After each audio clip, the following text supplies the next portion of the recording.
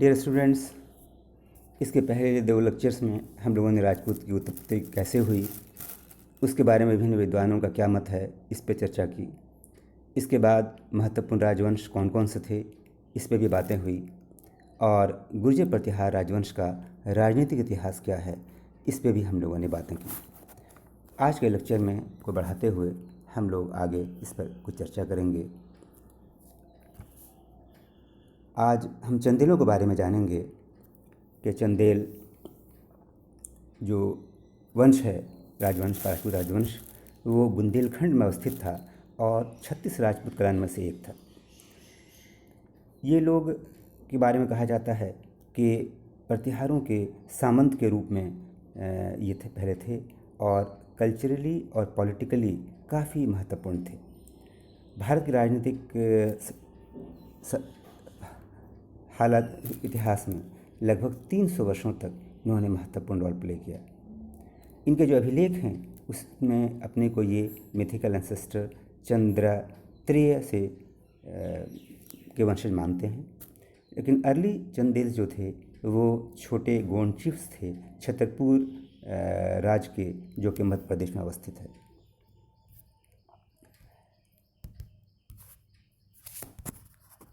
चंदेलों का जो historical founder था वो नन्नुक था, जिसको कि 9वीं शताब्दी के शुरू में उसका काल था। इनके जो अभिलेख हैं इनकी वंश को के बारे में बताते हैं कि इनका कैपिटल खजुराहो था। इन्होंने प्रतिहार शासकों को हराया और हरा करके अपनी सत्ता का विस्तार उत्तर में यमुना तक और दक्षिण में नर्मदा तक कर लिया। चंदेल जो राजा थे वो धीरे धीरे ख़ास करके जय शक्ति और विजय शक्ति जो अर्ली रूलर्स थे उनके अंडर में अपने को एक्सपैंड करते चले गए, विस्तार होता चला गया। एक और शासक था इनका जिसका नाम था हर्ष, 900 से 925 काल है इनका। इन्होंने प्रतिहार शासक महिपाल को राष्ट्रकूट शासक इंदिरा तृतीय के खिलाफ मदद की थी ताकि वो अपनी सत्ता को दोबारा हासिल कर सके।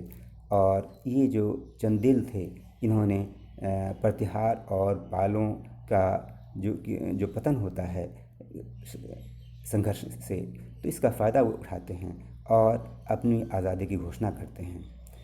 महोबा उनकी राजधानी बनती है और कालिंजर इनका महत्वपूर्ण किला रहता है।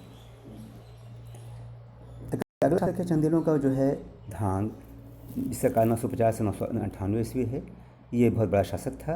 इसने महाराधिराज की टाइटल ली और महमूद गजनवी के ख़िलाफ़ बहुत ही महत्वपूर्ण इन्होंने लड़ाइयाँ लड़ी। खजुराहो के जो अधिकतर मंदिर हैं वो इसके काल में बनाए गए। कीर्तिवर्मन एक दूसरा शासक था इस वंश का, जिसने एक महत्वपूर्ण लेक कीर्ति सागर बनवाया। अंतिम चादर जो था रूलर था चंदेलों का वो पारमल था, जिसको पृथ्वीराज ने 1182 में हरा दिया और उस पर कालिंजर पर कब्जा कर लिया। और लेकिन फिर फाइनली 1203 में कुतुबुद्दीन ऐबक ने पृथ्वीराज को हरा करके कालिंजर को अपने अधीन कर लिया। इस तरह से चंदेल का जो इतिहास है वो पाताल में चला जाता है, ऑब्स्क्योर हो जाता है और बुंदेलखंड जो है मुसलमानों के अधीन आ जाता है। अगला जो वंश है वो है राजपूतों का, चौहान्स का। राजपूत राजवंश चौहान राजवंश में की कड़ी में चौहान कह सकते हैं। तो चौहानों को बारे में कहा जाता है कि ये राजस्थान के पूर्वी क्षेत्रों में इन्होंने शासन किया।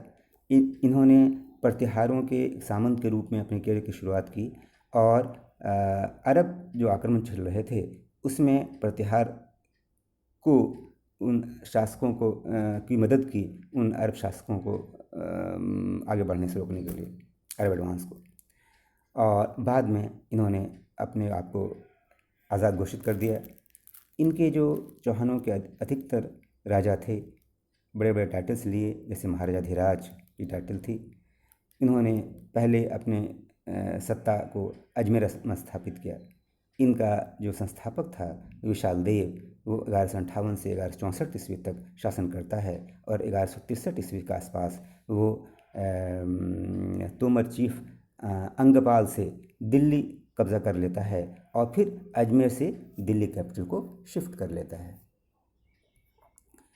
विशाल देव का जो भतीजा था राय पृथ्वीराज या पृथ्वीराज, ये इस वंश का सबसे महत्वपूर्ण शासक माना जाता है और इसने जब मुसलमानों का आक्रमण भारत में हो रहा था इस वक्त बहुत ही महत्वपूर्ण रोल प्ले किया था इसने।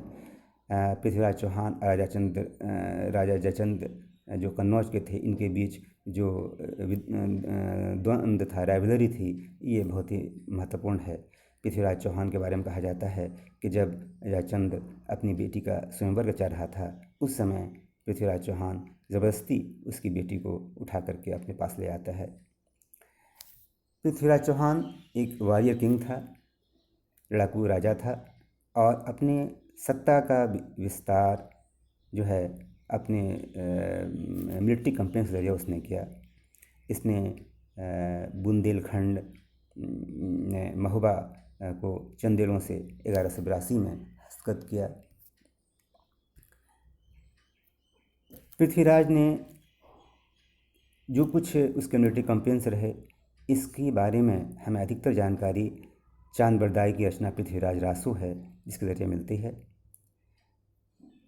इसी क्रम में 1191 में तराई का प्रथम युद्ध होता है जिसमें पृथ्वीराज को मोहम्मद गौरी हरा देता है, लेकिन अगले साल फिर मोहम्मद गौरी तैयारी के साथ 1192 में भारत आता है और फ्रेश अटैक करता है और ये तराई के दूसरे युद्ध में पृथ्वीराज की हार होती है, मोहम्मद गौरी की विजय होती है और इसी युद्ध में मोहम्मद गौरी पृथ्वीराज की मृत्यु हो जाती है। पृथ्वीराज की मृत्यु के साथ ही राजपूतों का जो ग्लोरी था वो सदा के लिए ख़त्म हो जाता है। पृथ्वीराज चौहान बहुत ही महत्वपूर्ण हीरो था राजपूत पीरियड का और उनकी जो अचीवमेंट्स हैं, उनकी जो मिलिट्री कैंपेन्स हैं, उनके जो हीरोइक डीड्स हैं, वो सारे अभी भी जो उस इलाके के जो फोक सॉन्ग्स हैं, लोकगीत हैं, बैलाड्स हैं, उसमें अभी भी ज़िंदा हैं। जो कुछ हमने राजपूतों के बारे में देखा उसमें कुछ जो महत्वपूर्ण तथ्य उभर के सामने आए वो ये थे कि राजपूत ने हर्षवर्धन की मृत्यु के बाद से लेकर के मुस्लिम सत्ता की जब तक स्थापना नहीं होती है उस पीरियड तक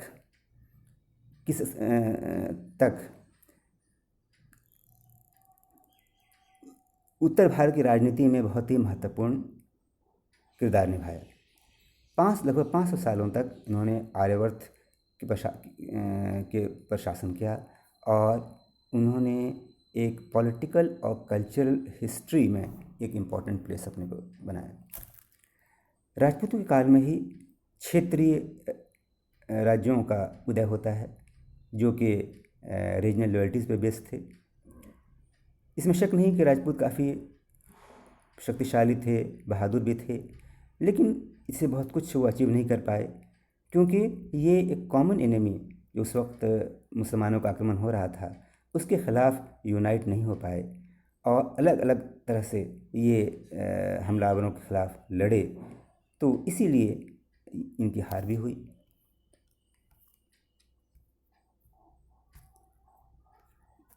राजपूतों के बारे में कहा जाता है कि इनकी जो मोनार्की थी वो हेरिडिटी थी, वंशागुनक थी, बेनेवलेंट था। राजपूत पॉलिटी जो है ये कई चीज़ों का मिक्सचर था। इसमें मिलिटरिज्म भी था, फ्यूडलिज्म भी था, डिवाइन राइट थ्योरी भी थी और सोशल कॉन्ट्रैक्ट थ्योरी भी थी। और फ्यूडलिज्म या सामंतवाद राजपूत पॉलिटी का महत्वपूर्ण अंग था। इन्होंने हिंदू धर्म और हिंदू संस्कृति को बढ़ावा देने के लिए काफ़ी काम किया और मुसलमान आक्रमण से इसको बचाया।